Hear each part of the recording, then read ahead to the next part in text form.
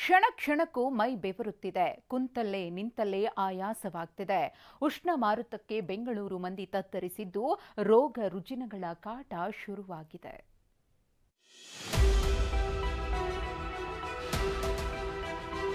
ಸೂರ್ಯನ ಉರಿಗಣ್ಣಿನಿಂದ ಬೆಂಗಳೂರು ಕಾದ ಹೆಂಚಿನಂತಾಗಿದೆ.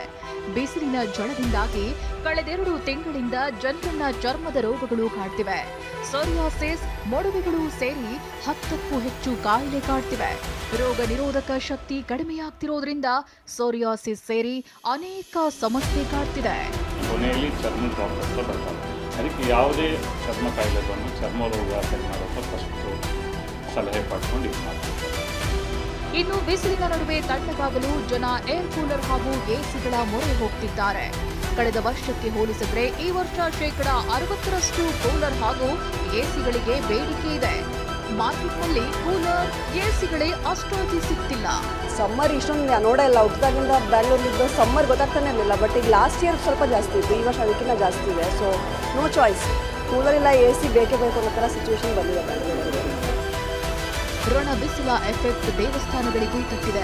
ಭಕ್ತರಿಂದ ತುಂಬುತ್ತಿದ್ದ ನಗರದ ಪ್ರಮುಖ ದೇಗುಲಗಳು ಈಗ ಬಣಗುತ್ತಿವೆ. ಇನ್ನು ಧರ್ಮಸ್ಥಳ ಕುಕ್ಕೆಗೆ ಹೋಗುವ ಭಕ್ತಾದಿಗಳ ಸಂಖ್ಯೆಯೂ ಕಡಿಮೆಯಾಗಿದೆ. ಈ ವರ್ಷ ಅಷ್ಟಿರೋ ಉಷ್ಣಾಂಶ ಯಾವ ವರ್ಷ ನಾವು ನೋಡಿಲ್ಲ. ಅಷ್ಟೊಂದು ಉಷ್ಣಾಂಶ ಇರೋದ್ರಿಂದ ದೇವಸ್ಥಾನಗಳಿಗೆ ಭಕ್ತರು ತುಂಬ ಕಮ್ಮಿ ಆಗೋಗ್ತಿದ್ದಾರೆ. ನೀರಿಲ್ಲ, ದೇವ್ರಿಗೆ ಅಭಿಷೇಕ ಮಾಡೋಕ್ಕೆ ಕೂಡ ನೀರಿಲ್ಲ. ನೋಡಿ, ಬೆಳಗ್ಗೆ 7 ಗಂಟೆಗೆ ಸೂರ್ಯ ಅಷ್ಟು ಬಿಸಿ ಬಂದ್ಬಿಡುತ್ತೆ, ಆಚೆ ಹೋಗಿ ಆಗ್ತಾ ಇಲ್ಲ. ಬಿಸಿಲ ಬೇಗೆಯಿಂದ ಜನರು ಬಳಲು ಬೆಂದಾಗಿದ್ದಾರೆ. ಮಳೆಗಾಲ ಯಾವಾಗ ಶುರುವಾಗುತ್ತೋ ಅಂತ ದಿನ ಎಣಿಸುತ್ತಿದ್ದಾರೆ. ಕಿರಣ್, ವಿನಯ್ ಜೊತೆ ಪೂರ್ಣಿಮಾ, TV9 ಬೆಂಗಳೂರು.